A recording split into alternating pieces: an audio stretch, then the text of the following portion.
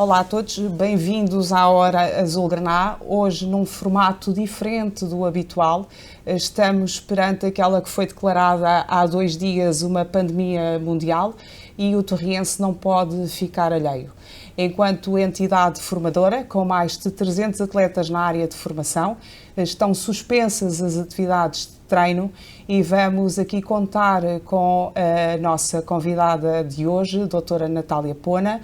Teremos então uma configuração diferente de programa. Vamos iniciar com a opinião de uma médica pediatra, de seguida vamos continuar com os outros convidados. Fábio Marinheiro, da equipa sénior masculina de futebol, Valéria Paula, da equipa sénior feminina de futebol e também a opinião de José Melícias, coordenador do futebol de formação.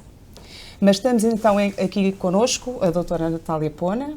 A doutora Natália Pona é médica pediatra licenciada em Medicina pela Faculdade de Medicina da Universidade de Lisboa.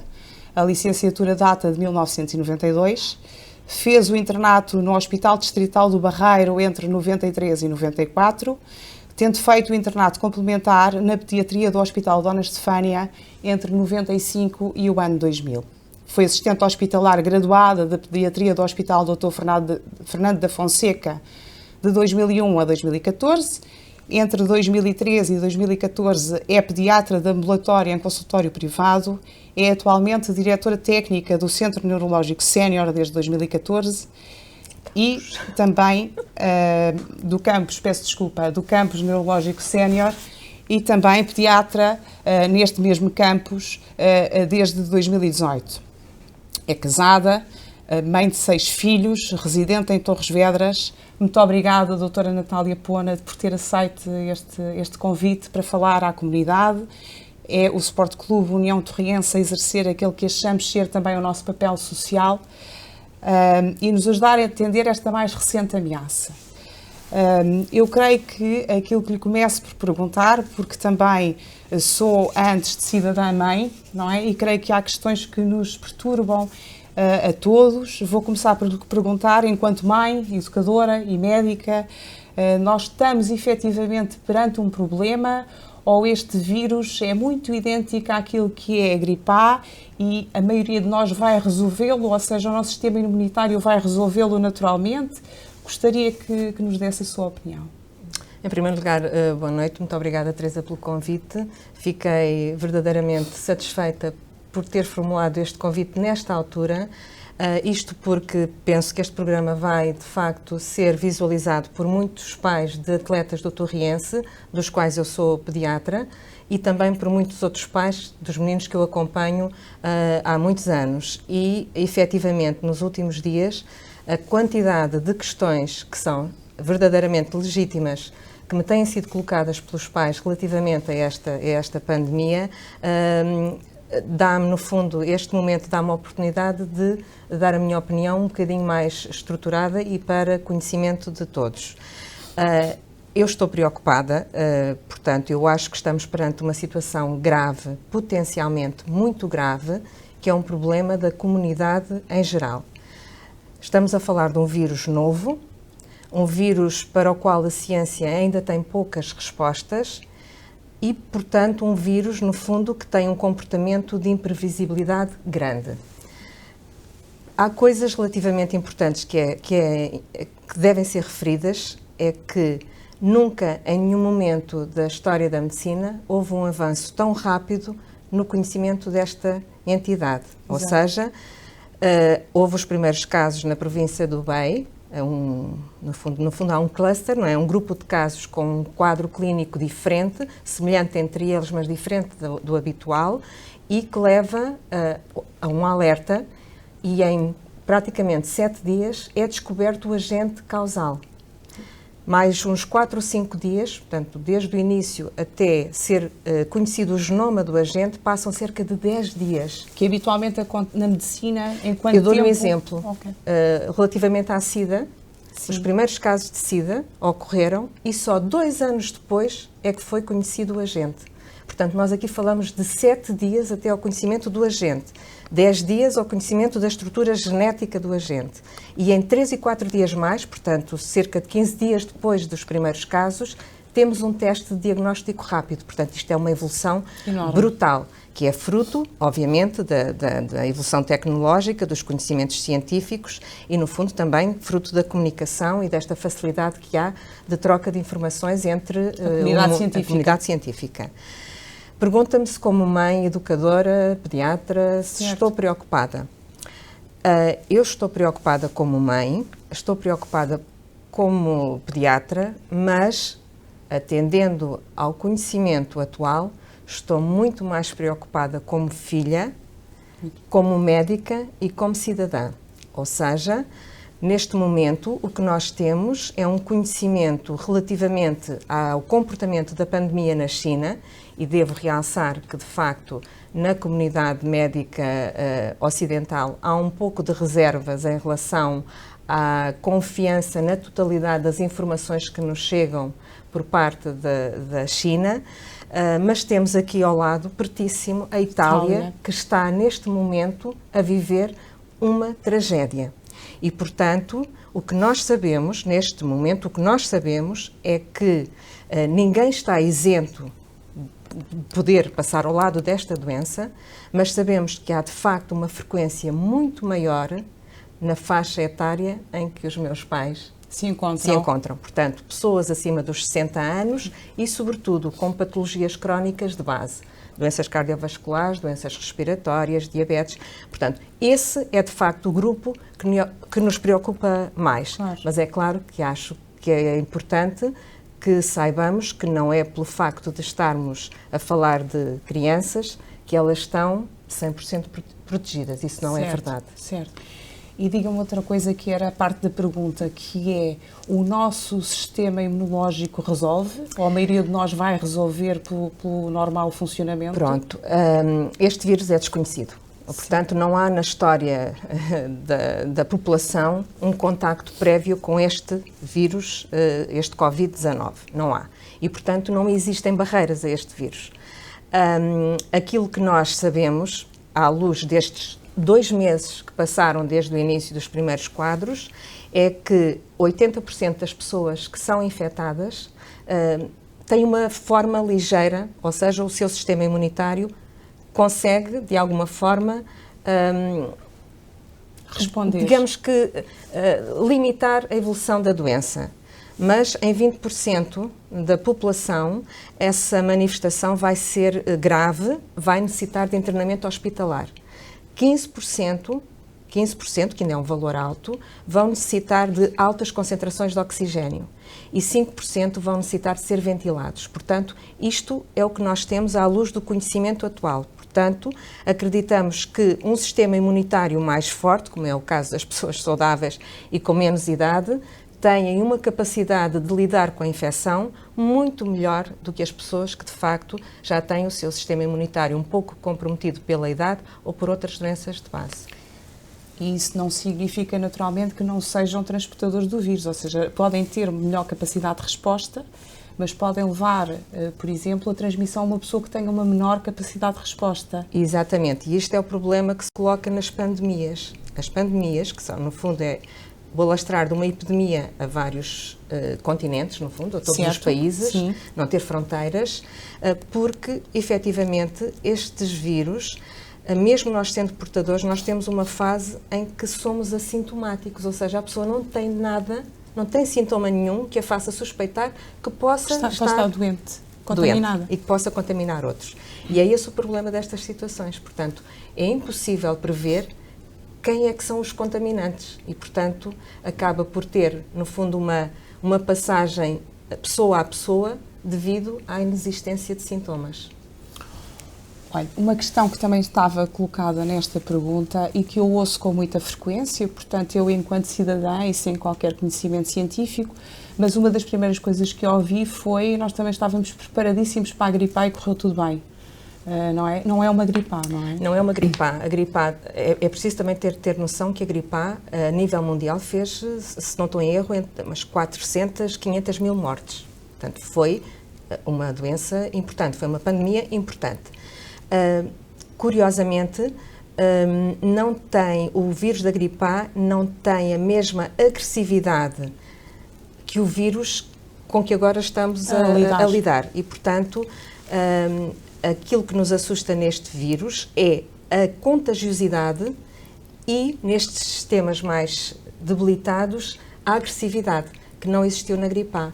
Eu na gripe A, eu não tenho assim presente, mas seguramente não houve mais do que 160 a 170 mortes em Portugal, penso eu. Houve uns 160 mil casos e as mortes foram reduzidas.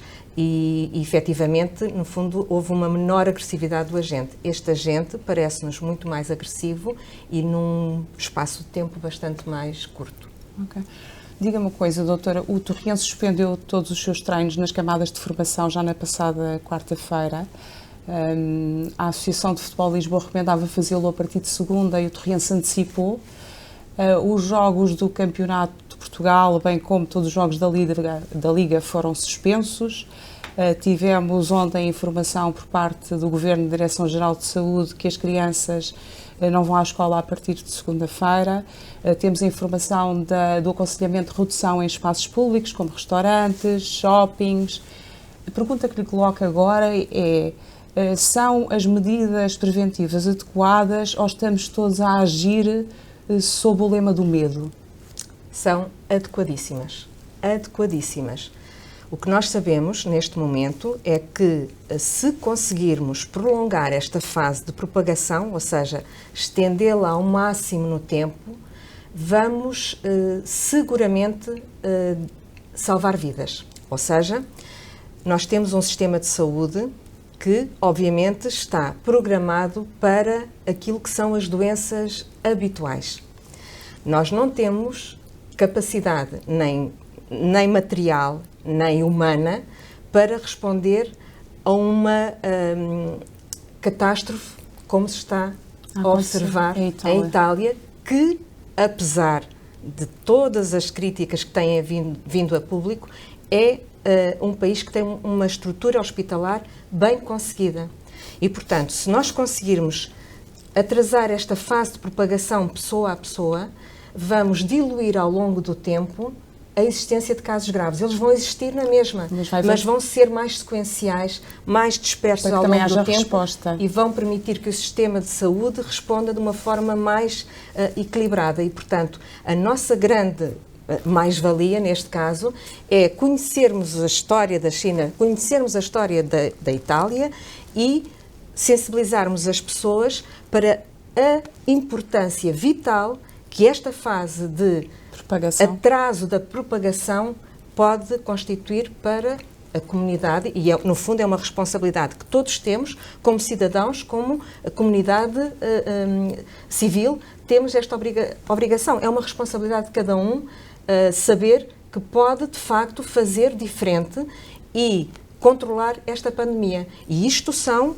opiniões que vêm também da Organização Mundial de Saúde, ou seja, estamos, à luz da ciência atual, estamos perante uma pandemia que é controlável, é possível de ser controlada e, portanto, nós devemos estar sensibilizados para a fase em que estamos e levar esta situação muito a sério. Tomar, por exemplo, Macau.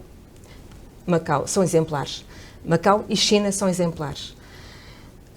Eu volto a falar na China porque a China, de facto, é um país com mais de 1 bilhão de habitantes, que teve uns casos que, comparando com a população total, são praticamente uma faixa mínima da população. Portanto, houve medidas de contenção rigorosíssimas e fizeram a diferença, porque eu acho que aquilo que aconteceu na China foi um milagre. Sim. Um milagre. A China, neste momento, e eu consegui ter acesso hoje ao último relatório da Organização Mundial de Saúde, a China está com casos residuais. Na China, nas últimas 24 horas, apareceram 26 novos casos e houve 11 mortos. Na China, que tem 1 bilhão e tal de habitantes. Fora da China, houve 6.703 novos casos e 310 mortes. Infelizmente, 1/3 destes casos são em Itália. O que distingue é a rapidez de resposta. É a rapidez de resposta e é a organização da população. É, no fundo, a responsabilidade de cada um. Há uma ordem, há um alerta e a população responde de acordo com esse alerta. É organizada, é sensível no fundo, à opinião sobre o sistema de saúde? É sensível?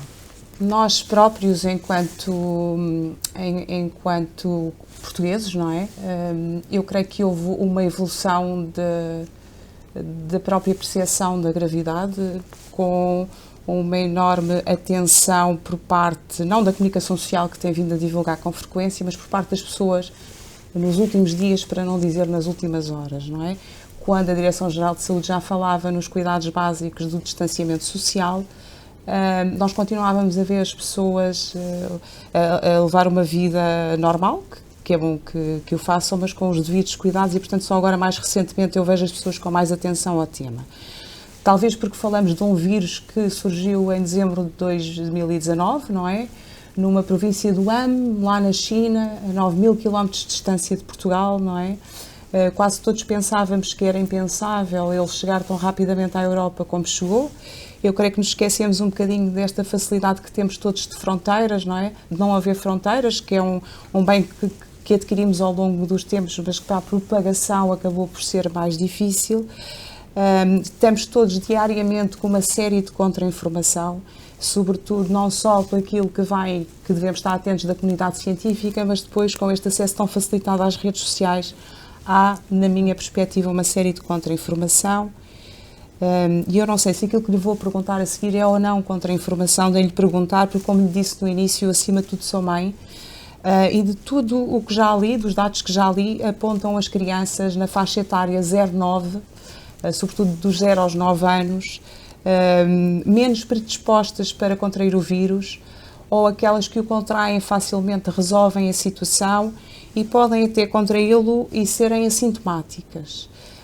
Praticamente todos os gráficos que vamos tendo acesso mostram esta faixa etária como a menos predisposta. A minha pergunta é se isto é verdade. De facto, nós temos que nos guiar pelas estatísticas atuais e não há dúvida que há uma diferença enorme entre o atingimento de faixas etárias mais avançadas e as crianças. As crianças parecem, não se sabe exatamente qual o motivo, parecem estar relativamente mais capazes de lidar com esta situação. O que não quer dizer que elas não tenham infecção e não façam um quadro de doença, mas até agora têm sido casos residuais que resolvem sem, digamos que, uma evolução muito grave. Resolvem com o tal paracetamol? Algumas necessitam de internamento e fazem também quadros de pneumonia intersticial, que é isso que este vírus tem, de facto, causado numa fase isso maior. Para a comunidade perceba exatamente o que é que significa? No fundo, as pessoas ficam com os seus pulmões preenchidos com resíduos inflamatórios, os alvéolos não conseguem fazer as trocas gasosas, portanto as pessoas não conseguem fazer as trocas gasosas, têm que receber oxigênio e em situações mais avançadas têm de ser ventiladas mecanicamente, ou seja, têm que ser ventiladas artificialmente. E essa é a gravidade grande desta situação. As crianças, de facto, são o grupo, neste momento é seguro dizer-se isso à luz daquilo que são as estatísticas, que é o grupo mais, aparentemente, mais protegido. E diga-me outra coisa, podendo ser, porque é uma expressão que fomos ouvindo com alguma frequência, e portanto também convém referir que uma pessoa assintomática é uma pessoa que não declara sintomas, ou seja, tem o vírus mas não tem sintomas, eu creio que estou correta, não é assim? E portanto a pergunta é se uma pessoa assintomática, imagino que uma criança tem o vírus, é uma fonte de transmissão. Todas as pessoas que tenham o vírus são potenciais fontes de transmissão. Mesmo que não tenham sintomas. Mesmo que não tenham sintomas. Portanto, no fundo, há uma transmissão inadvertida, porque não sabemos que tem e, obviamente, o vírus passa através das gotículas e, portanto, podemos estar a passar e aquela criança não vai nunca manifestar sintomas. Se bem que, aparentemente, há uma grande percentagem de pessoas que testam positivo que evoluem de facto para a doença. Ou seja, o portador assintomático não é a maior expressividade. Mas existem, de facto, situações em que a pessoa, no fundo, tem um teste positivo, sim, não vai ter sintomas, até fazer o teste poderia estar a eliminar o vírus sem o saber. E outra questão que eu creio que, já que temos esta oportunidade de estar aqui a passar alguma informação à comunidade, nunca é demais de referir que os antibióticos não servem nesta situação, não é? Não, infelizmente. Porque os antibióticos fazem o seu trabalho com as bactérias, não é? E, portanto, nós aqui estamos perante um vírus. Exatamente. Tenho esta questão para lhe colocar, que não sei se tem alguma validade ou não, portanto, é uma questão que eu, enquanto cidadã normal, me coloco, que é, uma vez apanhado o vírus, eu ficaria imune, imagino, passo por uma situação, tenho a recuperação, tenho o apoio do Sistema Nacional de Saúde e das entidades privadas, tenho sucesso na minha recuperação, eu de seguida fico imune? Não sabemos. Ok. Não sabemos mesmo. É assim, nestas situações, como de facto estamos a falar de um vírus desconhecido anteriormente, é preciso deixar o tempo passar para perceber se estas infecções deixam alguma imunidade residual e se essa imunidade se mantém ao longo do tempo.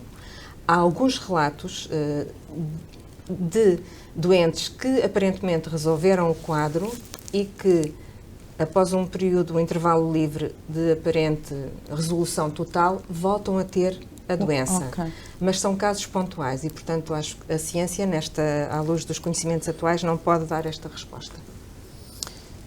Também lemos com alguma frequência que este vírus é de uma transmissão tão facilitada porque ele permanece vivo no meio ambiente, não é? É. Nas superfícies, nos botões dos elevadores, nas maçanetas das portas. Exatamente. A minha pergunta é por quanto tempo, não é? Ou seja, quanto tempo é que o vírus lá fica ou quanto tempo depois é seguro nós voltarmos a ir com a mão, abrir uma maçaneta? No fundo, nós temos estes atos que são mecanizados, não pensados, não é? São automáticos. Eu vou e abro naturalmente, eu entro no elevador e toco no botão. Hoje em dia menos, porque estamos mais sensibilizados, mas a quantidade de vezes que vamos com as mãos à cara, não é?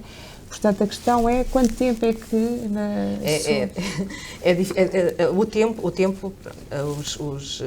Os estudos que estão a ser feitos, alguns estudos dão-nos informações de que o vírus pode resistir muitos dias em superfícies. Não são horas, são muitos dias em superfícies.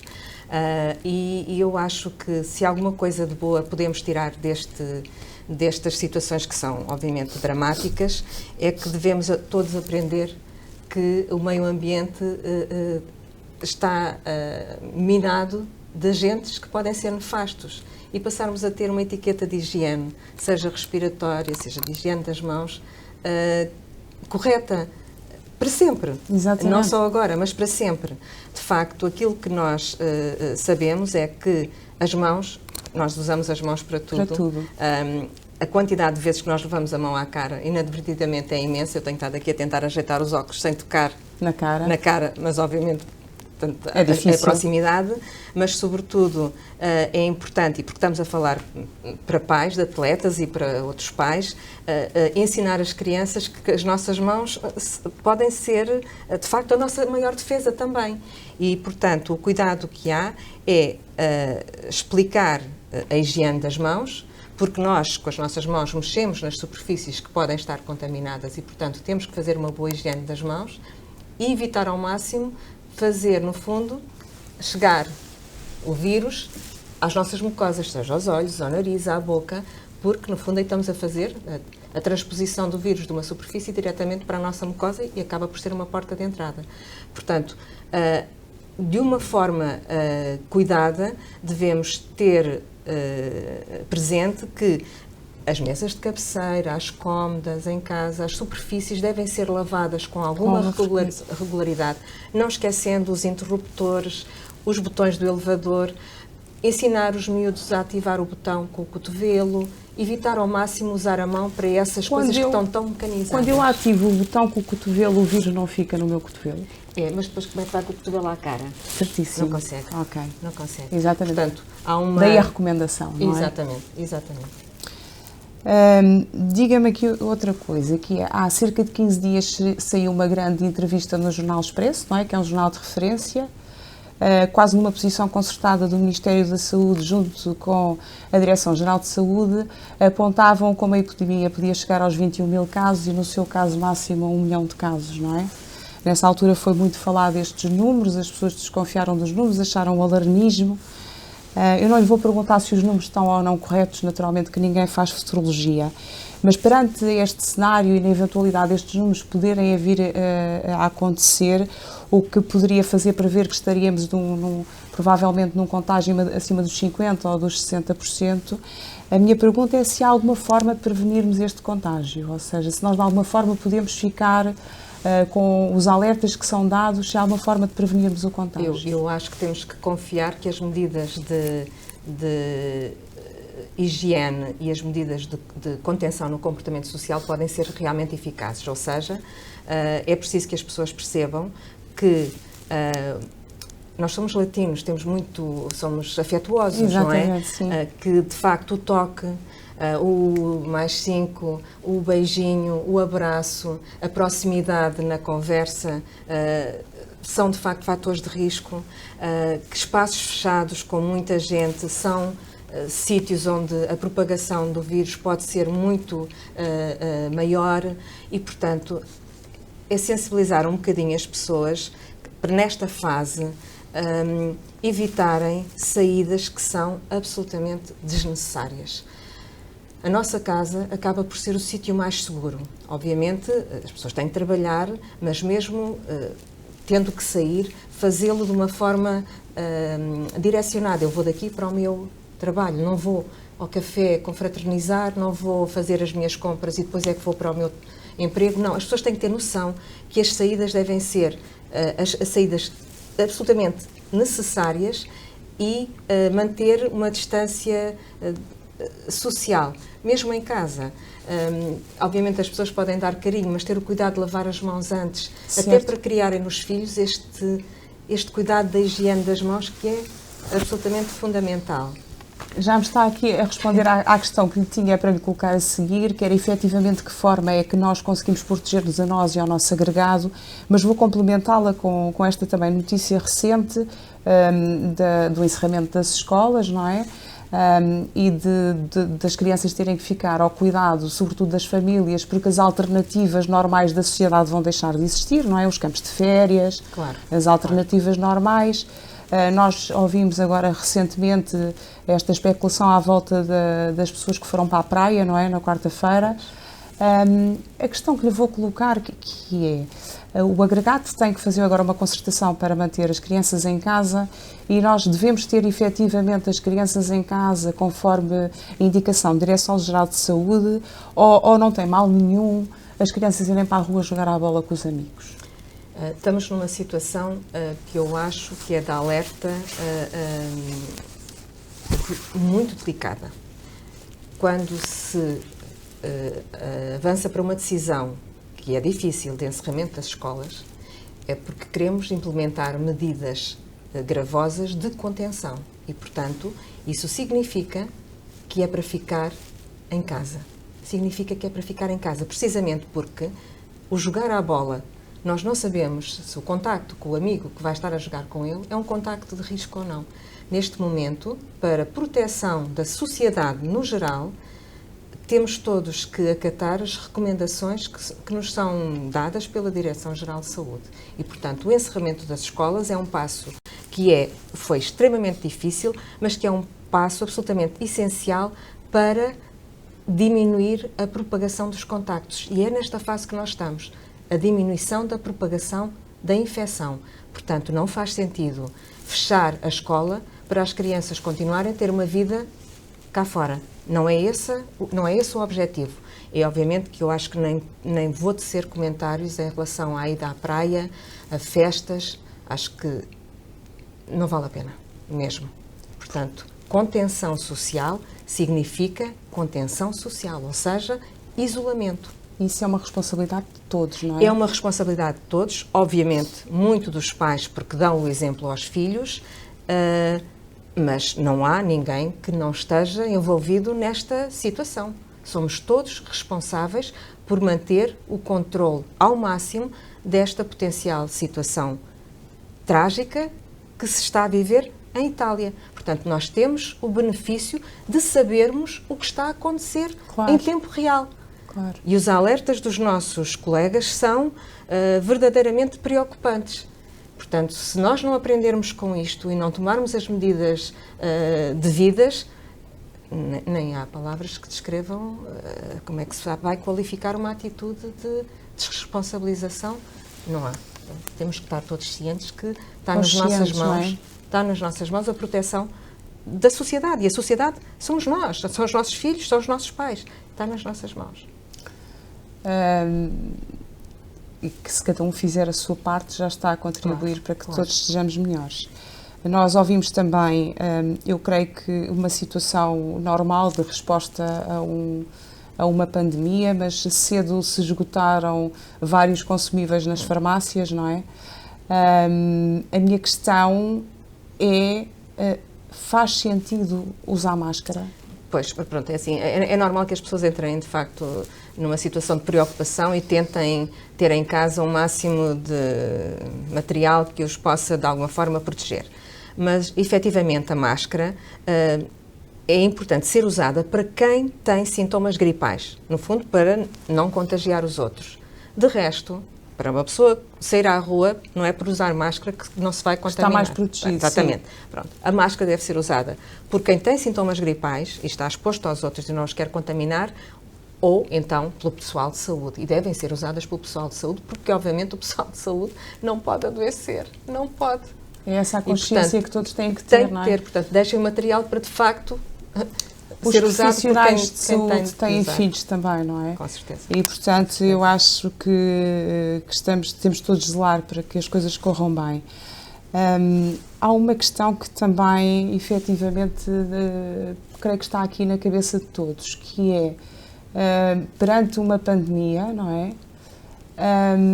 Depois, o melhor conselho que se pode dar e que ouvimos com mais frequência é lavar as mãos. O que, dito desta forma, parece muito pouco, não é? Para combater uma pandemia. É efetivamente um ato que faz a diferença?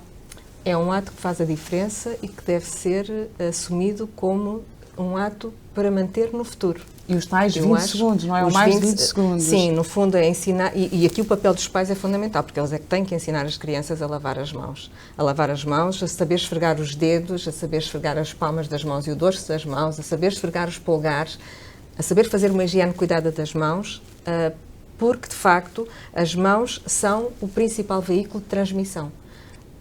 No fundo, se nós pomos a mão numa superfície, nós vamos levá-la à boca, ou vamos levá-la muito próximo das nossas mucosas em qualquer momento do dia.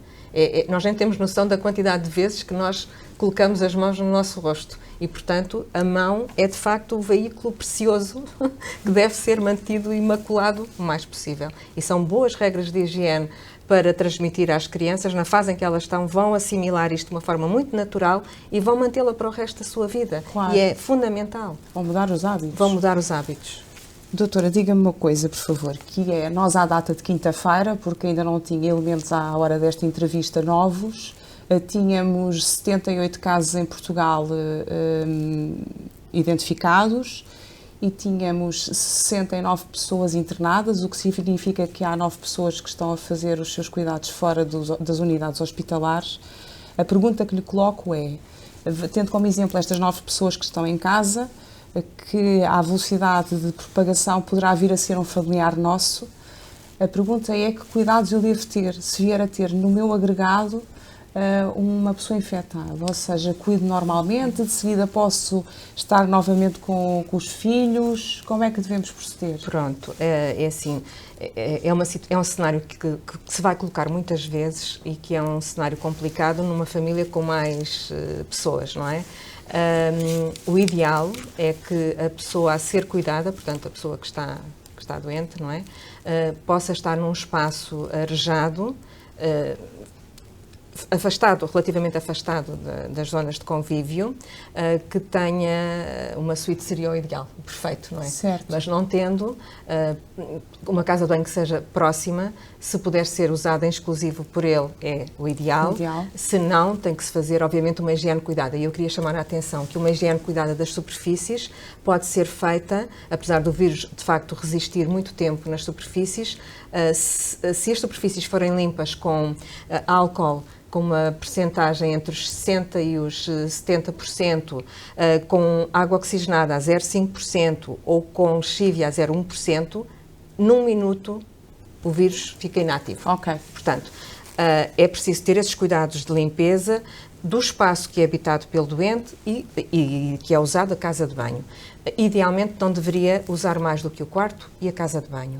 Portanto, as refeições devem ser feitas no quarto, tentar confiná-lo a um espaço mais ou menos limitado. Quem cuida deve ser sempre o mesmo, precisamente para não haver já uma transmissão em maior número, e, obviamente, quem cuida deve ter o cuidado de se proteger desse contacto, porque, inevitavelmente, vai contactar com outros membros da família. E, portanto, quem cuida deve usar, eventualmente, luvas ou usar uma máscara no momento em que está frente a frente com o contacto, ou, então, ter o cuidado de manter alguma distância e lavar as mãos. Lava as mãos antes de entrar, lava as mãos quando sai, portanto, manter uma higiene cuidada e, durante esse período, tentar evitar os abraços e os beijinhos a todos os outros elementos do agregado familiar. Basicamente é isso. Resta-me pedir últimas recomendações, uns apontamentos de que as pessoas efetivamente não se devam esquecer. Tocarmos aqui umas campainhas, não é? E lhe pedir umas últimas recomendações para quem está a ouvir. Exato. No seu papel de médica, não é? Agora enquanto médica. E muito do que eu tenho dito aos pais que me contactam nos últimos dias, que é termos esta noção dos resguardos, ou seja, da necessidade de não fazermos saídas que não são necessárias, não visitarmos espaços onde existem pessoas mais fragilizadas. Eu falo, por exemplo, dos lares de idosos, onde estão, de facto, a população que é de maior risco, tentarmos respeitar as recomendações das instituições, evitarmos, de facto, então, os cumprimentos, como habitualmente fazíamos, a higiene das mãos, o cuidado na forma como abrimos uma porta, como carregamos nos botões dos elevadores, basicamente este alerta para mantermos uma higiene cuidada das mãos e evitar ao máximo deslocação em espaços fechados, com muita gente, mantermos-nos por casa quando isso é possível, sairmos para o estritamente necessário e mantermos uma distância de segurança em relação às outras pessoas. Não é por nos cruzarmos com alguém que vamos ficar doentes, mas pronto. Referir, não é? Digamos que não, nos dias de hoje, nos dias de alta alerta para a contagiosidade, é importante que as pessoas tenham esta noção de que a deslocação deve ser a essencial, as conversas que habitualmente se tinham não devem acontecer, o telefone é uma boa ajuda e, portanto, que as pessoas resguardem os seus filhos, resguardem os seus pais e mantenham-se um bocadinho mais por casa. Era importante. Olha, doutora, resta-me agradecer a sua disponibilidade. Eu sei que o fez com dever cívico, conheço a sua reserva em manter-se muitas vezes na sombra e não ter nenhuma exposição, e sei que foi o dever cívico que a fez aceitar este convite e por isso lhe agradeço. Muito obrigada. Muito obrigada. A nós resta-nos continuar com a segunda parte do nosso programa. Já sabe, estamos a passar tempos diferentes, temos que nos adaptar. Não se esqueça de lavar com frequência as mãos, espirrar para o cotovelo, evite os espaços de grandes aglomerados, que não tarda, estamos de volta aos relevados, estamos de volta aos campeonatos e nós não estamos a acabar com nada, estamos a adiar para que sejamos todos muito mais saudáveis. Eu agora passo a emissão com o Rui Veloso, que vai continuar com os nossos restantes convidados. Resta-me desejar-vos um bom fim de semana, naturalmente que se calhar por causa, mas sejam criativos. Um beijinho para todos e uma boa noite.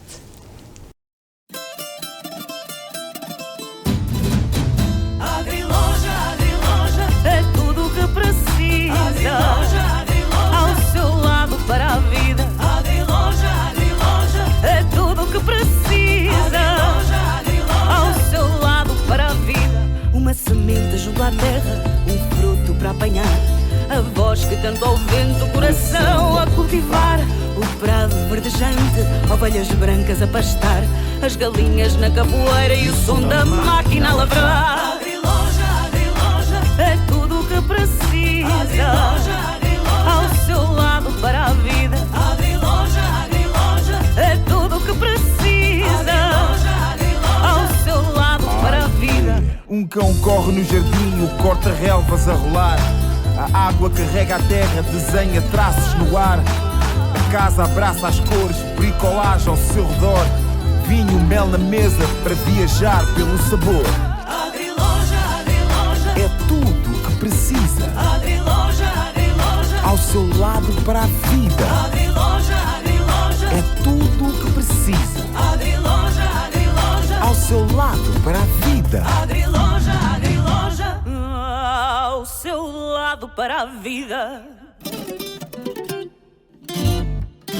Obrigado, Teresa. De facto, esta é uma semana, são tempos atípicos. Estamos aqui na Scoot Fan Store, no Manuel Marques, e vamos continuar a abordar este tema tão importante para todos nós e que está a transformar um pouco o ser humano e a vivência do ser humano no planeta. Os meus convidados de hoje são o José Melícias, que é o coordenador do futebol de formação do Sport Clube União Torriense, o Fábio Marinheiro, subcapitão do Torriense, defesa central, e a Valéria Paulo, que é avançada do futebol sénior feminino do Torriense. José Melícias, vamos continuar por aqui. Covid, tens algumas vivências na China, foi lá que foi detectado o foco, a origem deste vírus que está a assustar tanta gente, mas o que é que tens a dizer? O povo chinês, de facto, soube tratar deste problema eficazmente? Olá, boa tarde. Primeiro, agradecer também o convite para estar aqui presente mais uma vez. Relativamente à pergunta, eu vivi 2 anos na China e, como é óbvio, não tenho noção do que é que se passou agora nos últimos tempos lá, apenas do que se lia na comunicação social, mas basicamente o impacto que aquilo teve na comunidade chinesa e também a forma relativamente eficaz com que eles começaram a resolver os problemas vem um pouco da forma como eles gerem o país. Têm facilidade em tomar decisões drásticas, decisões de criar as tais quarentenas que eles foram tão badaladas e ao princípio até criticadas pelo mundo todo, mas neste momento estamos a começar a sentir na pele também do nosso país isso, e possivelmente são medidas não politicamente corretas, nem fáceis de tomar, mas são medidas que têm que ser tomadas para o bem de toda a gente, para a proteção de toda a gente. A China faz coisas por vezes não de forma tão correta aos olhos da sociedade ocidental, mas a verdade é que eles, sendo o foco do começo deste vírus no mundo, também são eles os primeiros a conseguir resolver e a conseguir chegar à normalidade. Acho que há coisas positivas a retirar de lá. Se calhar o extremismo, às vezes, com que eles abordam as situações, não é tão negativo como nós primeiramente pensámos a ver de fora, a ver sem sentir, mas neste momento, com a chegada de vários casos em Portugal, com também a experiência que já temos do que vimos em Itália, que há cerca de 19 dias havia 20, 30 infectados e neste momento já há 600 e tal mortes, temos de tomar precauções e temos que levar isto como um assunto sério, não de forma leviana, nem pensar que acontece só aos outros, mas também pode acontecer a nós. Eles são um povo extremamente organizado. É certo que nós não temos acesso aos dados concretos daquilo que se passa efetivamente na China, porque a comunicação é demasiado fechada, mas como povo são extremamente organizados em torno de tentar resolver um problema, solucionar um problema o mais rapidamente possível. Sim, e concordo totalmente com isso, e há um respeito por completo pela autoridade, e também, se não houver esse respeito, eles são extremistas ao ponto de imporem esse respeito à força. Não é que eu concordo com isso, porque acho que a sensibilização e a criação de medidas e as pessoas começarem a respeitar essas medidas é suficiente para os problemas serem resolvidos, mas eles mesmo antes dos próprios vírus, os aeroportos têm sempre medidores de temperatura, as estações de comboios também têm medidores de temperatura, eles fazem já diariamente, antes dos vírus até terem agora aparecido, eles já fazem este rastreamento de pessoas que possam estar infectadas com algum tipo de vírus. Por isso foi só um aumento das medidas de precaução. Não sei se são um sucesso, porque lá está, também não sabemos, porque eles não passam por completo toda a informação do real caso para fora, mas também houve a Organização Mundial de Saúde que teve na China, por isso não pode fugir muito dos números que eles lançaram, mas a verdade é que no foco do começo desta epidemia, ou desta pandemia, que está agora a ser, que já é considerada pandemia, Wuhan, essa cidade onde tudo começou, neste momento está a voltar à normalidade, as escolas estão a abrir, as pessoas estão a começar a poder sair à rua e a voltar à normalidade. Por isso acho que temos que também olhar para esses casos, fazer um esforço, porque não é fácil abdicarmos das nossas rotinas, abdicarmos dos nossos cumprimentos, abdicarmos da nossa forma calorosa de vivermos a vida, mas estarmos um pouco mais recatados, um pouco mais nos nossos espaços, e proteger-nos a nós, mas mais importante, proteger aos outros, porque é nessa proteção aos outros que as coisas não se vão propagar. Muito bem, Fábio Marinheiro, subcapitão do Torriense, defesa central, já falamos sobre a parte profissional, que é a parte do futebol, mas este coronavírus, de certa forma, como é que vocês têm lidado no balneário com esta nova ameaça? Bem, antes de mais, agradecer também pelo convite que me foi feito para estar aqui. Em relação à sua pergunta, é algo que é muito recente ainda. A gente só esta semana é que praticamente começámos a ouvir falar desse assunto no balneário. As medidas que temos tomado são coisas mínimas, não nos temos cumprimentado como habitualmente, e tirando isso, pouco mais tem sido feito da nossa parte para já. Olha, mas é um dado curioso. Eu tenho assistido a equipas de futebol que evitam, ou seja, o contacto no início, antes de começar as partidas, mas depois acontecem os golos e o final do jogo, a malta já se esqueceu toda desse, claro, da instrução que tem antes de começar mesmo. Claro, eu acho que é inevitável num desporto como o futebol, não é? Não só pela parte dos golos, como vai haver sempre o contacto. Por isso é algo que, para nós, eu acho que é inevitável de não acontecer, esse contacto. Que medidas é que vocês têm no balneário? A gente tem um desinfetante no posto médico que temos usado, e é o que tinha dito, é a situação dos cumprimentos. A gente não se tem cumprimentado como habitualmente, cumprimentamos o bom dia e não tem existido o comportamento pessoal. Tirando isso. Valéria, olá, bem-vinda. E vocês no vosso plantel? Estás assustada, Valéria, com o coronavírus ou nem por isso? Não, isso não me assusta, não. Isso está assustando mais a minha família do que a mim mesma aqui, porque toda hora ligação perguntando se eu estou bem, como é que está aqui. Eu falo para eles não se preocupar muito, isso está no mundo inteiro, então é só tomar as precauções, né? Evitar o que eles estão falando, contato, algumas coisas, mas por enquanto está tranquilo. Olha, como é que está no Brasil a evolução deste vírus? No Brasil não está, pelo fato de ser um lugar muito quente, algumas regiões, ainda está tranquilo, mas... E no vosso balneário, já adotaram também algumas medidas? Vocês agora também não se cumprimentam? A gente acaba esquecendo, ainda está muito novo. Ontem mesmo era a situação de uma chegava, dava um cumprimento meio estranho para a gente. Falei, eu não tenho medo disso, não, aperte minha mão, não tenho esse receio, não. Mas a gente acaba esquecendo, né? Mas tem que tomar a precaução de não ficar se cumprimentando. No jogo passado também já teve isso, a gente não. Mas acabou, a gente fez 3 gols e acabou se abraçando todo mundo lá e não tem como, não é inevitável. Fábio, chegou ao futebol, a Juventus já tem 2 jogadores infectados. Exato, sim, vi recentemente que já havia casos de jogadores infectados, o que é mau, né? Porque também estou em contacto com todos os colegas no balneário e acaba por ser prejudicial para todos. Né? Pois o vírus, segundo salvo sei, acho que consegue sobreviver 30 minutos, não é? No ar, portanto... Há vários, acho que acho que ainda há um desconhecimento também. E depois eu também uma acho contra-informação, porque já li os 30 minutos, já li as 7 horas. Sim, eu vi 30 minutos, 4 metros, paga-se até 4 metros e meio, portanto era preciso um armazém para vocês se poderem equipar um armazém a 5 metros. Não dava. Olha, vocês tens medo do coronavírus ou não? Não por mim, mas tenho um filho pequeno, não é? E visto que no caso nas crianças não é tão evidente, não é? Pelo menos pelo que tem-se visto não é tão evidente, mas tenho avós, tenho pais também já com alguma idade, então não tenho receio por eles, não tanto por mim. José, o Torriense foi obrigado a tomar medidas, começou por tomá-las logo nos escalões de formação. Queres explicar um pouco como é que isto funcionou? Basicamente, a partir do comunicado que a Associação de Futebol e a Federação lançou a cancelar todos os jogos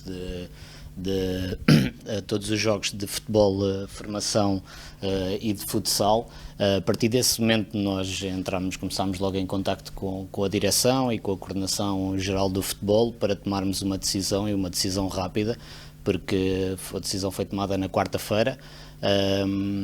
Não foi fácil, não foi de ânimo leve, porque também há um desconhecimento da nossa parte e não somos especialistas no que quer que seja. A nossa área é o futebol e é nisso que nós acreditamos que temos armas para melhorar as coisas. Agora surgiu este problema e tivemos que tomar decisões e apesar de irmos um pouco a favor das recomendações da Federação Portuguesa de Futebol e da Associação de Futebol de Lisboa, sentimos dificuldade também por não sentirmos que isto não é um problema da Federação, não é um problema da Associação, isto é um problema global, é um problema do Estado português, e que essas medidas deviam ter logo sendo implementadas de início e de quem manda, não do José Melícias ou do diretor deste clube ou do diretor do outro clube. Isto é um problema mais grave e não sou eu que tenho que tomar a decisão. A decisão foi tomada internamente pelo Torriense como forma de precaução. Não quisemos também entrar em alarmismos, até porque sentimos que temos meios fáceis de chegar às pessoas de comunicação para os avisar se vamos retomar ou se vamos continuar a cancelar os treinos. Por isso a decisão foi tomada de cancelarmos todos os treinos e todas as atividades até domingo, dia 15 de março, e a partir de domingo voltarmos a sentarmos e decidirmos o que é que vamos fazer. Segundo a evolução e as notícias, possivelmente vai haver uma decisão de cima até a proibir tudo, mas se não houver essa decisão e continuar a haver um aumento exponencial dos casos, como é óbvio, nós também iremos estender o cancelamento dos treinos e o cancelamento das nossas atividades, porque lá está, acho que aqui não é um problema torriense, é um problema global, e temos que cancelar, não é por pensar no atleta torriense ou nas camadas jovens de Torriense ou no desenvolvimento do atleta torriense. Temos que pensar que eu posso ter contactado com alguma pessoa em algum lado, vou contactar com um atleta, o atleta contacta com o outro atleta, ele vai para casa, contacta com os pais contactam com outras pessoas, e é assim que se propaga. E pensamos, e a decisão foi tomada um pouco por aí, que ao cancelarmos os treinos, pelo menos estes canais de transmissão ou de potencial transmissão do vírus iriam ser quebrados, pelo menos aqui no Torriense. Fizemos um pouco a nossa parte, agora sentimos claramente que foi uma decisão tomada com pouca informação, por pessoas que não têm informação para a tomar. Mas com muita responsabilidade. Com responsabilidade para tomar, mas eu sinto que tem que ser mais acima de nós, tem que ser estatal, municipal, essa decisão tem que ser tomada, e tem que ser tomada sem olhar. Eu sei que existem problemas financeiros, o próprio Torriense o terá, se isto se estender-se por mais algum tempo também há fatores financeiros aqui pelo meio, há staff que está em casa, que vai receber ou não vai receber, isso são decisões depois que a direção tem que tomar. Há os treinos dos atletas pagarem as suas mensalidades, como é que isso será no futuro, mas a decisão foi tomada. E foi tomada não a pensar se vamos conseguir sustentar-nos financeiramente, porque isso não é o problema neste momento, foi tomada apenas porque isto é saúde e a saúde está primeiro, e concordo com o Fábio porque eu não estou preocupado com o vírus em mim, mas lá está, tenho familiares, tenho crianças familiares que pode-se transmitir para elas, tenho os meus pais também já a entrar nas idades críticas acima dos 65 anos, pode-se transmitir para elas, e isso acho que é a responsabilidade de cada um. Não é porque o problema deste vírus, e isso a informação está, não é a mortalidade que ele tem, apesar de o ter, é mesmo a capacidade de propagação ser muito superior aos outros. Isso vai fazer com que mais pessoas estejam doentes, mais pessoas que estão doentes vão encher os hospitais, que é o que está a acontecer em Itália. Sim, os hospitais não vão conseguir dar resposta, e o problema que em Itália que se está a passar no momento é que eles não conseguem dar resposta aos casos. E ao não conseguirem dar resposta aos casos, vão começar a fazer seleção e triagem. Exatamente, isso tem acontecido. Isso é o problema, não é a gravidade do vírus em si, que é grave, mas é a capacidade de transmissão deles, que pode chegar a muitas pessoas e muitas pessoas necessitarem de cuidados de saúde. Fábio Marinheiro, quem é o Fábio Marinheiro? Como é que a tua história no futebol começou? Então eu comecei, como todos os miúdos, comecei por volta dos 10 anos. Cerca dos 10 anos, a minha formação foi sempre feita a nível distrital. Comecei no clube desportivo do Montijo. Tu és da margem sul, certo? Sim, sou do Montijo mesmo. Vivo ali numa terra perto do Montijo, que é o Val de Chanqueiro, mas é muito, muito próxima. Tu és da terra do Paulo Futre? Sim, é muito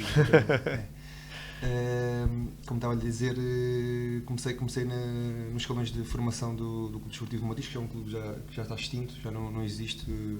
Agora existe o Olímpico do Montijo. Na altura era a minha mãe que me levava aos treinos. Tenho que agradecer a ela se hoje consigo jogar assim neste patamar, não é? Tenho que agradecer a ela porque sempre foi ela que me acompanhou nessas alturas, que eu via colegas meus que não podiam usufruir disso porque não tinham familiares. Porque o futebol hoje em dia, a gente hoje em dia vai ver um jogo de formação e tens os pais, os tios, os avós, toda a gente. Antigamente não era bem assim. Já sabe que não, hoje tens aí uns 50 treinadores, vais um jogo de formação exatamente. E tens uns 50 treinadores, não é? Antigamente isso não acontecia. Isso, para teres um familiar próximo a ver um jogo, era 1 em 100. E eu tive essa sorte de ter a minha mãe mais a minha mãe que o meu pai. O meu pai raramente me acompanhava, e quando me acompanhava era por obrigação, quase. Foi sempre mais a minha mãe que me acompanhou. E eu via, como estava a dizer, via nos meus colegas que muitos deles também gostavam, se calhar, de ter essa possibilidade e não podiam porque não tinham ninguém próximo que os acompanhasse, que os levasse ao treino, que os trouxesse. Foi sempre esse um problema que eu, por acaso, acabei por não ter. Olha, e tu sempre foste defesa central? Ou começaste noutra posição? Eu comecei como médio centro. Inicialmente era médio centro, mas também durou... Porque eu era assim muito gordinho, e então... Quem diria? Não, mas era verdade. Era assim, tinha um peso assim mais elevado que os meus colegas. Em vez de ir para a baliza... Exatamente, nessa altura, exatamente. É isso que eu estava a pensar aqui, de mandar para a baliza. Fiquei pelo meio campo. Mas sim, foi sempre tive o gosto ali por aquelas posições de defesa central e médio centro. Fiz sempre a minha formação, e mesmo a nível sénior fiz sempre nessas duas posições, médio defensivo e defesa central.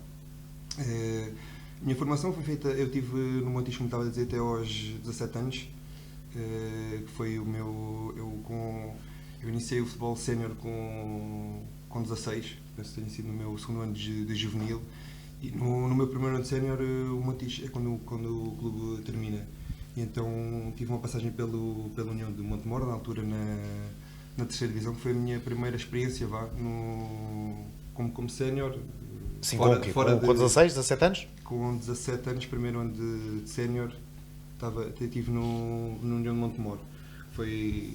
Como estava a dizer, foi a minha primeira experiência fora de casa, porque vivia sempre ali no Montijo.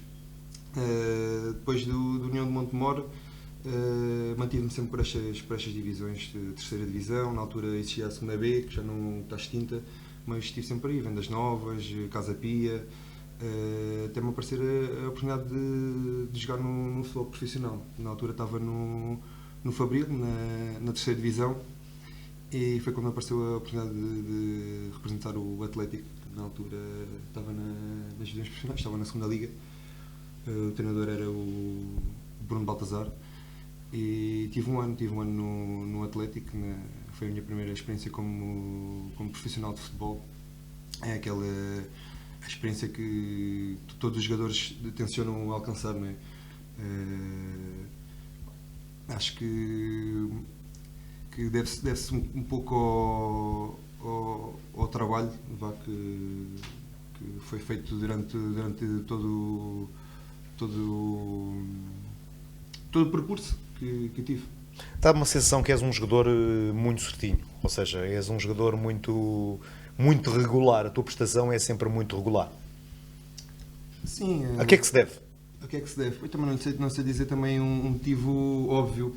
Sabe que na posição de defesa central também não acho que quem tira os melhores partidos é quem tem mais regularidade, quem falha menos. Acho que é um pouco por aí. Porque numa posição defensiva acho que acaba sempre por ser o lucro, acaba sempre por passar por aí. E tu, Valéria? Conta-me um pouco da tua história, de que zona do Brasil de que região do Brasil é que tu és? Eu sou da região norte, uma das regiões mais quentes do Brasil. Eu tinha 9 anos de idade, e naquela época o futebol feminino era muito, não que eu seja uma pessoa, né? Tenho 30 anos, não tenho 26 anos, mas naquela época o futebol feminino ainda era muito, não tinha a visibilidade que hoje tem. Sim.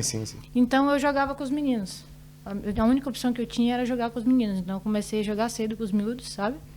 Sempre gostaste muito de futebol? Sempre. Sempre troquei minhas bonecas pelas bolas. Então jogava muito futebol. E como é que os teus pais reagiam com isso? Eles não ligavam muito, não. Quer jogar bola? Então você vai jogar bola. Eles sempre me apoiaram. Até hoje eles me apoiam muito com isso. Então desde cedo, eu tinha um vizinho que ele tinha um time masculino lá. E ele me colocava para jogar. Eu era garoto de 14, 15 anos, eu com 9 anos, eu pegava muita porrada, caía no chão, levantava. Eu jogava com meu pai também jogava, meu pai me batia, ele falou, olha, se você quer ser jogador, você vai ter que aguentar porrada. Eu falei, tudo bem, não tem problema. E eu fui crescendo, como lá, até o futebol também não tinha, eu deixei o futebol e fui jogar futsal, joguei por longos anos futsal. E em 2017 eu recebi a primeira oportunidade para jogar no futebol profissional. Fui para São Paulo, joguei no primeiro clube lá e depois não parei mais. E aqui estou. É curioso porque eu entrevistei uma colega tua de equipa que também é reforço este ano para a equipa de futebol no feminino. Curiosamente ela passou também pelo futsal. Porquê que passaste pelo futsal?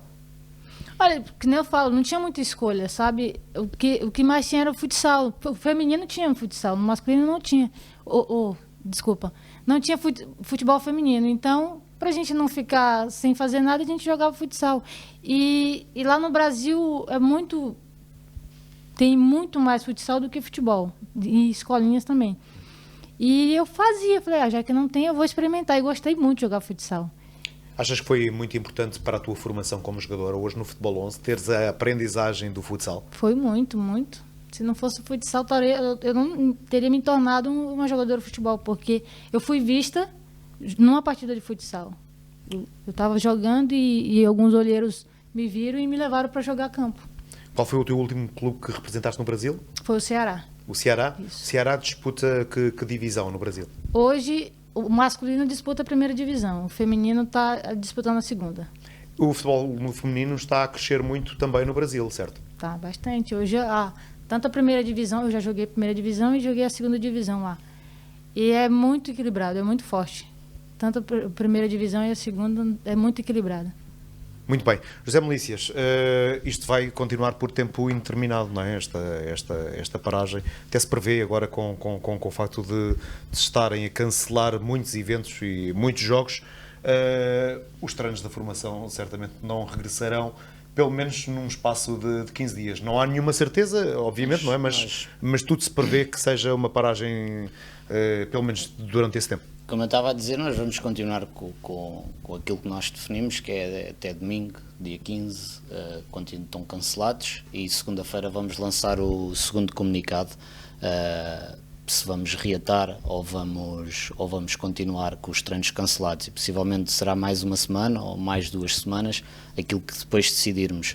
Agora queremos ir numa comunicação constante, não queremos estar a dizer que é um mês, que é uma semana, que é 3 dias, como é óbvio, pelas notícias que vamos ouvindo todos os dias, pelas notícias que se está a ouvir todos os dias, isto vai se prolongar, no mínimo mais 2, 3, 4 semanas, vai se prolongar, e nós temos que seguir também esse prolongamento, possivelmente, mas queremos estar numa comunicação constante, quer com as nossas equipas técnicas e as equipas técnicas com os jogadores, quer também através das redes sociais, através do departamento de comunicação do clube, passarmos a mensagem para os nossos atletas da formação e também para as pessoas envolventes aqui ao Torriense de qual é que é a tomada de posição, mas como é óbvio não estou positivo que segunda-feira retomamos os treinos, não estou, mas até domingo estão cancelados, segunda-feira havemos de lançar um novo comunicado a informar qual é que é a nossa tomada de posição. Alguma mensagem especial para os encarregados, pais e encarregados de educação dos atletas da formação,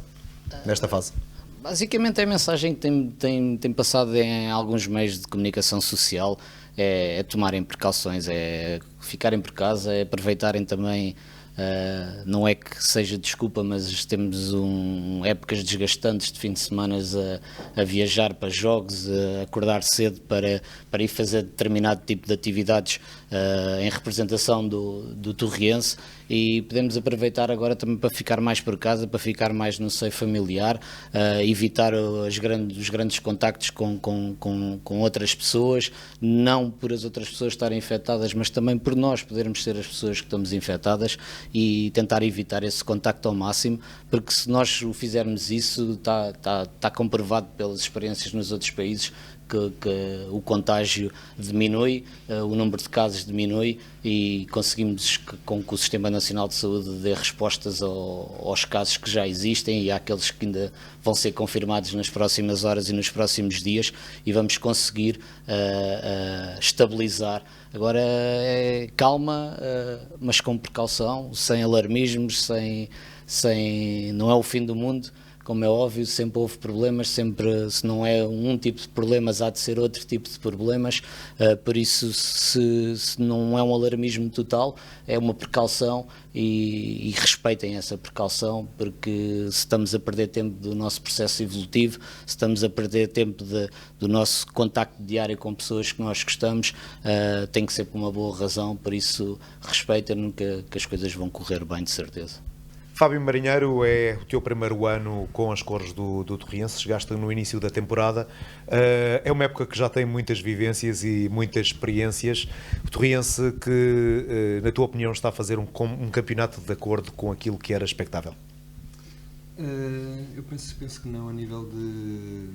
não tenho certeza. A nível de resultados e em comparação com a qualidade do plantel, eu penso que podíamos estar alguns lugares acima na classificação. Penso que durante o ano isso tem sido evidente, e nós temos facilitado em alguns jogos. Fábio, mas isso o facto da palavra facilitado não terá um pouco a ver também com o facto de não haver uma base, ou seja, é tudo novo nesta equipa do Torriense. E a história do chegar, ver e vencer não é assim tão fácil como parece. Sim, eu penso que isso tem influência também, visto que foi um plantel construído do zero. Ficou um jogador no plantel que foi o Denis. O plantel de resto, os jogadores são completamente novos. Não havia um desconhecimento numa fase inicial, havia um desconhecimento do plantel, mas se a gente for por essa ideia, vemos que o nosso melhor aproveitamento foi numa fase inicial em que tivemos alguns jogos no cimo do campeonato. Por isso não pode servir como desculpa, mas tem por lógica, isso seria uma das razões para as coisas não terem uma continuidade. Excepto o Beira-Mar, o Torriense até inclusive consegue os seus melhores resultados contra as equipas que teoricamente são as candidatas aos mais difíceis. Este é um campeonato muito equilibrado. Sim, eu vejo na nossa série principalmente, vejo que existe um equilíbrio muito grande. Temos poucos pontos de diferença do meio da tabela para o fim e do meio da tabela para os primeiros lugares. Vemos que existe uma diferença mínima em que a gente ganha 2, 3 jogos e estamos próximos dos lugares de subida, mas que facilitamos também 1, 2 jogos e voltamos a ficar perto da linha d'água. Em comparação com as outras séries, isso não acontece, existe já uma distância maior dos primeiros lugares para os lugares do meio da tabela. A ambição de chegar aos lugares de play-off ainda é real? Claro, existe, né? Também temos isso presente ainda na nossa ideia, na nossa mentalidade, é tentar chegar ainda ao segundo lugar, visto que o primeiro já é muito difícil, mas temos isso bem presente nas nossas ideias. Fala-me um pouco do Luís de Loureiro, os métodos. São métodos competentes, diferentes do que tínhamos anteriormente a nível tático, mas de competência também, de exigência, sinto que a equipa com essa mudança pode também acrescentar um pouco mais e noto que a nível defensivo sinto um equilíbrio maior nos setores. Penso que é normal que com as mudanças, né, existe sempre uma fase de adaptação e é um mister que iniciou com novas ideias e isso leva algum tempo a essas ideias a serem impostas. E eu acho que passa por aí também que nos primeiros jogos e nas primeiras semanas de trabalho que não foi tão evidente que existia já que os jogadores já estavam familiarizados com esse sistema. Que balanço fazes da tua prestação em termos individuais? Que balanço faço? É uma pergunta difícil, não é? Porque se a gente estivesse nos gajos de cima, eu dizia que o balanço era fantástico e estava super feliz. Uma vez que estamos numa situação em que não nos é confortável, sinto que o balanço é razoável. Sinto que a minha prestação tem sido, sinto que talvez pudesse ser um pouco melhor. Valéria, e como é que te ambientaste aqui à cidade de Torres Vedras? Primeiro chegaste com o frio. Chegamos com o frio. Agora já está muito de boa. Está a melhorar. Agora... Para quem vem de uma das cidades, das zonas mais quentes do Brasil, certamente tiveste aqui alguma dificuldade de adaptação. No começo foi muito difícil, mas agora pode vir o frio que tiver que a gente já está bem adaptado. E o Torriense? Estavas à espera de mais ou ficaste satisfeita com aquilo que encontraste aqui em Torres? Olha, assim, eu não tinha nenhum conhecimento sobre o Torriense até vir para cá. Antes de vir, eu já pesquisei sobre, mas eu não tinha nenhuma ideia, né? Quando eu vim para cá, porque, tipo assim, quando eu recebi a proposta, me falaram, olha, vocês têm um desafio muito grande. O time é um time ambicioso que quer subir de divisão. E a gente também, a gente quer fazer história. Então, eu digo, então é para lá que eu vou. Porque eu gosto de fazer história. Se você pegar no começo até hoje, é tudo histórias que eu tenho de conquista, de desafios que colocaram na minha vida. Então eu falei, então é para lá que eu vou. Então eu cheguei aqui e foi aquilo que eu já imaginava, sabe? As pessoas muito receptivas, as jogadoras, a comissão nos abraçou de uma forma que nos fez nos sentir em casa. Então não tem nada melhor do que você jogar se sentindo em casa. Então para mim está sendo muito maravilhoso aqui. Que balanço é que fazes da tua prestação a esta época? Olha, positiva, sabe? Porque a gente está, principalmente eu, tô dando aquilo que eu posso. Eu tô deixando aqui o meu melhor. Então, eu só vou ficar mais feliz quando chegar no final da época, a gente está aqui, olha, a gente conseguiu o nosso objetivo, que é subir de divisão.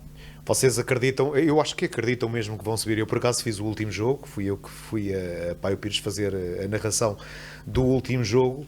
E confesso que ia ali um pouco atormentado com o orçamento do Paio Pires, porque efetivamente a equipa tem um orçamento altíssimo, perto de 1 milhão de euros, 750 mil euros, salvo erro, e pensei, bom, provavelmente o Torriense faz um esforço, mas vai encontrar aqui uns adversários. E vocês tiveram uma vitória brilhante, 2 finais ganhas. A gente está muito focado, sabe? O time está muito unido, todo mundo está com o mesmo pensamento, o mesmo objetivo. Isso que nos faz fortes, sabe? quando uma não está mais aguentando, se você, como você estava narrando o jogo, você viu várias vezes a Manaus lá sentindo cãibra, e eu não estava no jogo porque eu tô machucada. E cada uma passando a força para a outra, porque esse é o espírito de vencedor. Se a gente quiser chegar longe, a gente vai ter que correr uma pela outra. Qual é a lesão? Eu estou com uma inflamação aqui, E mas é nada grave. não é nada grave? Não. Para recuperar para breve? Já, próximo jogo eu já estou. E o professor Nuno Cristóvão? Que opinião tens? Cara, é um baita de um treinador, sabe? Ele nos passa total confiança e do entendimento de jogo que ele quer. Todo treino ele passa uma coisa pra gente já focado em cada adversário que a gente tem. É uma proposta de jogo diferente que cada adversário tem, e ele nos mostra e faz a gente entender tudo. Então, eu tenho que falar dele, é um baita de um treinador. Vocês, tenho uma pergunta para os dois. Viveram o Carnaval de Torres Vedras? Eu não. Não podem dizer aqui. Eu Não também podem dizer? Não, eu posso dizer, eu não gosto de carnaval. Não gosta de Carnaval? Não gostas de Carnaval? O Fábio Marinho não estava cá. Eu não estava cá, foi com o meu filho ao carnaval, mas não foi aqui em Torres. Pronto, então não temos assunto para desenvolver, temos aqui... Não posso perguntar ao José Melícias. É melhor não. Não, também não. Eu sou um torriense. Também é um torriense. Então Como é óbvio, vivi o Carnaval. já imagino como é que o José Melícias viveu o Carnaval. Vamos encerrar esta hora azul-grená. Ontem recebemos o comunicado da Federação Portuguesa de Futebol que estão suspensas todas as competições para este fim de semana. A hora azul-grená regressa na próxima semana. Para vós, um bom fim de semana cheio de saúde e muito sucesso.